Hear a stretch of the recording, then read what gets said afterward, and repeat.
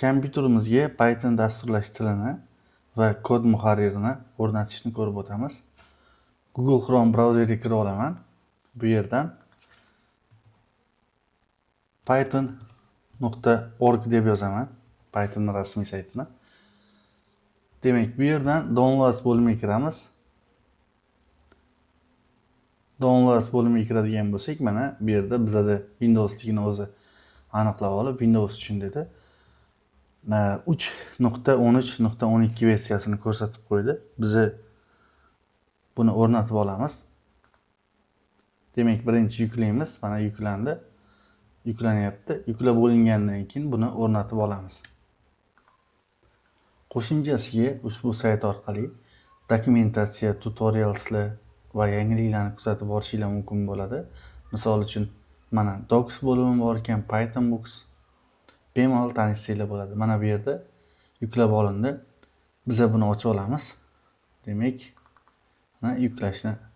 yuklab bo'lgandan keyin installni bosamiz. Install ustiga 2 marta bosdim. Demak, bizga o'rnatish so'raydi. O'rnatish qanaqa o'rnatiladi? Bu yerda use admin privileges when installing PyExe buni qo'shishimiz kerak va mana bu yerda ham galochkani qo'shishimiz kerak. Install now ni tanlaymiz. Demak, install now ni bossak mana yes deb so'raydi. Biz yes bosib olishimiz kerak. Demak, mana Python Windowsga o'rnatilyapti.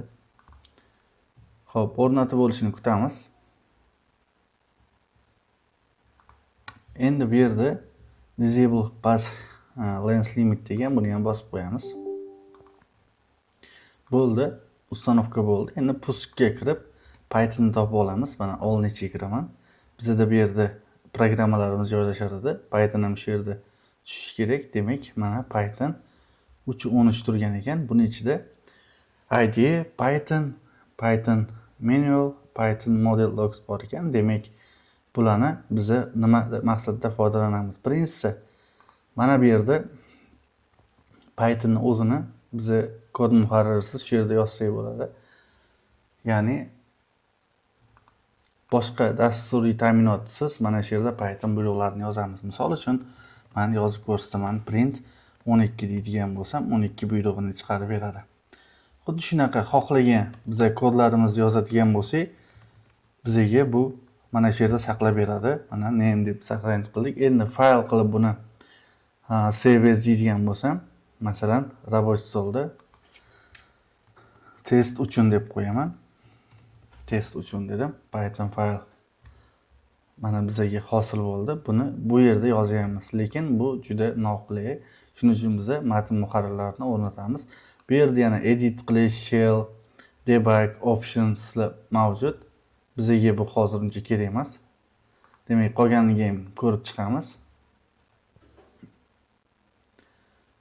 Hop, bizda Pythonda mana Python o'zi turibdi. Bu komandli stroykani o'zi bu yerda faqat kodni yozamiz, saqlab keta olmaymiz. Bu bizda mana poiskdan cmd yozsak ham bo'ladi. O'sha cmd bilan bir xil, faqat Python ishga tushirilgani bu. Mana ko'rishimiz mumkin. Keyingisini ham ko'ramiz. Keyingisi Pythondan o'sha qanaqa qilib foydalanish qo'llanmasi, dokumentatsiyasi. Misol uchun ko'radigan bo'lsak, nima o'zgarishlar bor, Python CAPI references bor, Pythonni o'rnatish, hammasi ma'lumotlar bor ekan bu yerda. Demak, oxirgisini ko'ramiz. Yana bu yerda Pythonning dokumentatsiyasi lokalniy o'zimizning kompyuterimizga o'rnatilgan. Ya'ni biz Pythonda kerakli funksiyani shu yerdan topsak bo'ladi. Bizga hozir eng keraklisi nima? Eng keraklisi bizga cmd kerak bo'ladi, ya'ni kmd deb yozdim. Buni open file location orqali men рабочий stolga chiqarib qo'yaman. Bu darsda davomida kerak bo'ladi. Demak, show more properties tanlayman. Send desktop create shortcut tanlayman, ya'ni yarlik yaratadi. Xo'p, bizga mana shu kerak bo'ladi. Endi cmd ga kirib turib biz Python bor yo'qligini tekshirishimiz uchun Python deb yozamiz. Python deb yozadigan bo'lsak, mana Python borligini 3.13.2 versiyasi borligini ko'rsatdi. 4-fevralda bu yaratilgan ekan, yangi versiyasi chiqqan ekan. Misol uchun help buyrug'ini bossanglar deyapti, help bo'yicha ma'lumotlar chiqaradi deyilyapti. Ya'ni helpdan keyin biz buyrug'ini yozishimiz kerak bo'ladi. Bu hozircha tura tursin. Endi biz agar Q harfini bosib enterni bosadigan bo'lsak, bundan chiqib ketadi. Python buyruqlarini mana shu yerda ham yozsak bo'ladi. Misol uchun yangi o'zgaruvchi yaratib, uni Baxtiyor deb ismimni joylashtiraman. Mana name deb yozadigan bo'lsam, chop etib beradi. Xuddi shunaqa 12 ko'paytirilgan 12 ni ham, 1 ko'paytirilgan 12 ni ham, 12 ko'paytirilgan 13 ni ham hisoblab beradi shu yerda. Bizda kodlarni yana Blacknote'da ham yozsak bo'ladi, lekin u yaxshi variant emas. Masalan, Notepadning o'zida ham yozib qo'ysak bo'lardi. Faqat bu yerda kodlarni yozish biroz murakkab bo'ladi. Bizda kod muharrirlari bor. U kod muharrir bizga nafaqat kod yozish uchun, balki kodlarimizda xatoliklarni ko'rsatib berishi, eslatmalar, umuman olganda dasturchi uchun foydali instrumentlarni ham o'zida mujassam etgan bo'ladi. Demak, brauzerga kiraman. VS Code download deb yozaman. Visual Studio Code. Mana birinchisi Visual Studio Code chiqib turgan ekan. Shunga kirib olamiz. Buni rasmiy saytining bosh sahifasini ko'radigan bo'lsak, mana Your Code Editor redefined with AI, ya'ni hozirgi paytda AI ham qo'shilgan. Ushbu ko'rinishda bo'ladi. Turli xil dasturlash tillari hammasini qo'llab-quvvatlaydi. Qo'shimcha extensionlari bor. Biz buni download qilib olamiz. Ya'ni yuklab olamiz. Mana Windows o'zini tanlayveramiz. Bizda Windows uchun. Mana yuklash jarayoni boshlandi. Visual Studio Code dokumentatsiyasi ham bor. Ya'ni dokumentatsiya degani foydalanish bo'yicha yo'riqnoma desak ham bo'ladi. Bizda masalan Getting Startedda birinchisida setup qilish, qanaqa qilib o'rnatish haqida tushuncha bergan.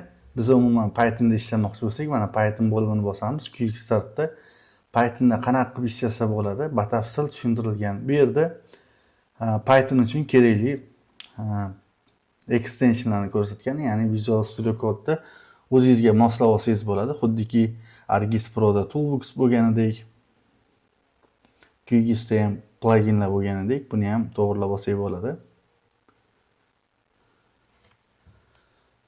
Bu yerda Quick Start Guide for Python in VS Code deyilgan. Ya'ni VS Code'ni Python uchun sozlasak bo'ladi. Uning uchun extensionlarni qo'shib olsak bo'ladi. Mana extensionlar qidirib Pythonni qo'shib olishgan ekan. Yana qanaqa qilib foydalanish bo'yicha barchasi hammasi shu yerda bor. Python kodlarni qanaqa qilib ishga tushirish haqida ham ma'lumotlar berilgan bu yerda.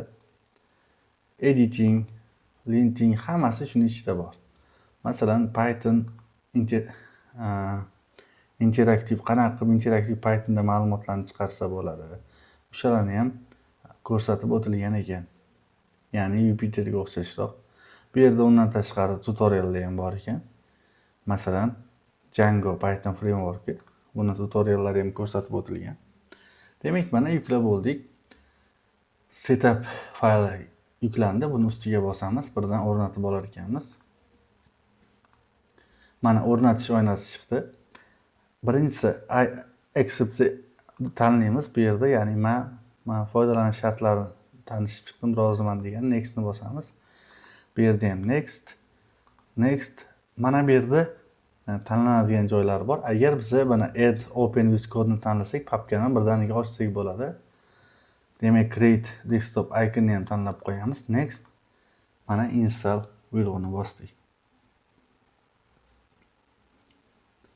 Bir necha daqiqa vaqt ketadi o'rnatishga. Juda oson, eng yengil ishlaydigan kod muharrirlaridan biri hisoblanadi. Albatta, boshqa kod muharrirlari ham bor. Biz darslarimiz davomida Visual Studio Code bilan ishlashni ko'rib o'tamiz. Mana o'rnatilib bo'lindi. Galochka turibdi. Launch qilib, ya'ni ishga tushirib ko'ramiz. Mana Visual Studio ochildi. Sizlarda ushbu ko'rinishda bo'lishi kerak. Sizlarda sal boshqacharoq bo'lishi ham mumkin. Demak, Start new file, open folder, connect to deganlari bor. Bu yerda oxirgi ishlatganlar turadi. Men masalan new file yarataman. New fileda biz buni text fayl deyishimiz mumkin. Masalan, oddiygina text fayl deymiz. Bu yerda yozsak bo'ladi. Biz hozir birinchi navbatda nima qilamiz? Darslarimiz uchun bitta papka yaratib olamiz. Demak, new dedim. Mana Python deb nomladim. Xo'p, bu yerda mana shu papkamni men bu yerdan ocha olishim kerak. Uni ikki xil variant bor. Visual Studio'ning o'zidan demak open folder deyishim mumkin. Yoki mana shuni o'zini sichqonchani o'ng tomonini bosib open with code deb tanlashim mumkin bo'ladi. Mana ushbu ko'rinishda bo'ldi. Bu yerda yes ni bosib qo'yaverasizlar. Demak, yangi fayllarni mana bu yerdan yarata olamiz papkani tanlagandan keyin.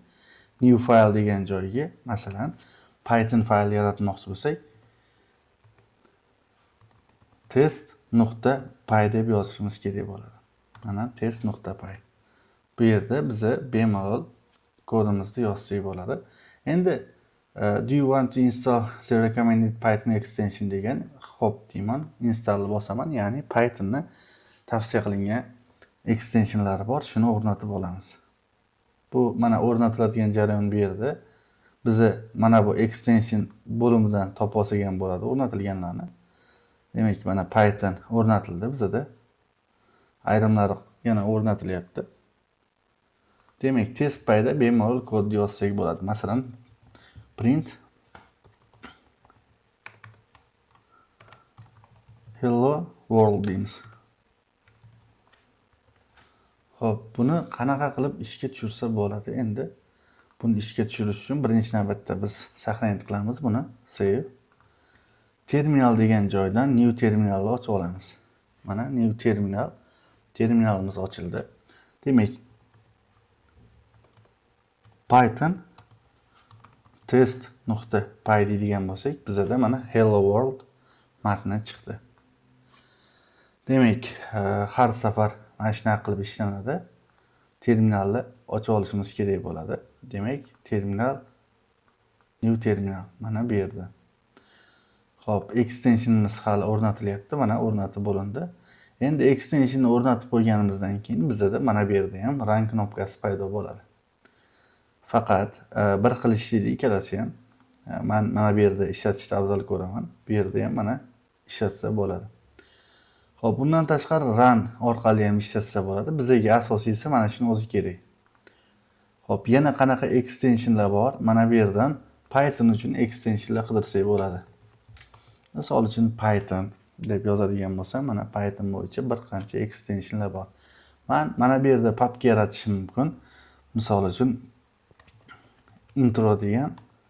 Endi papkalarimni chiroyli ko'rsatishim uchun men extension bo'limiga kirib icons deb qidiraman. Icons deb qidirsam, bizda VS Code uchun iconslar bor. Mana bu yerda VS Code icons tanlashim mumkin. 21 million odam ishlatar ekan. Mana qanaqa ikonlar bo'ladi. Bu oddiy holatda shunaqa edi.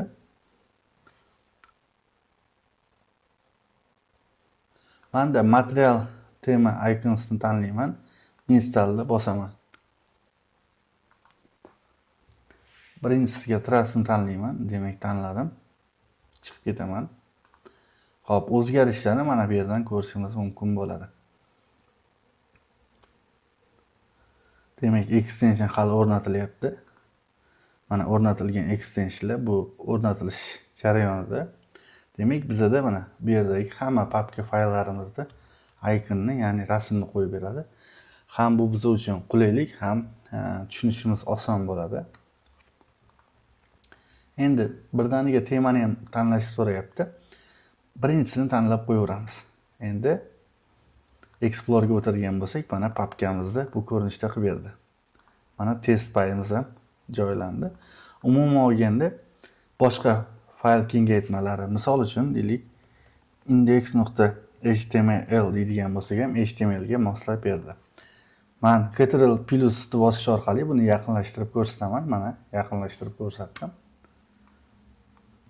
Demak, bu darsimizda Python dasturlashtirilishini o'rnatib, test qilib ishlatib ko'rdik. Undan tashqari kod muharririni ham yukladik, o'rnatdik. Xuddi shunaqa bajarib ko'rasizlar.